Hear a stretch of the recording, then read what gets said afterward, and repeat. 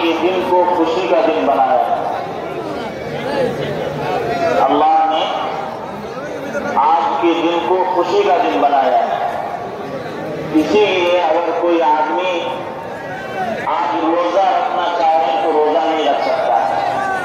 حالانکہ روزہ رکھنا ایک عبادت ہے، لیکن آج اگر کوئی کہے کہ میں یہ عبادت کرنا چاہتا ہوں تو اللہ کی طرف سے اجازت نہیں ہے. آج خوشی منانے کا دن ہے تو خوشی منانا ہے. ہمارا ہر کام اللہ کے حکم کے مطابق ہونا چاہیے، ایک دائرے میں رہ کر.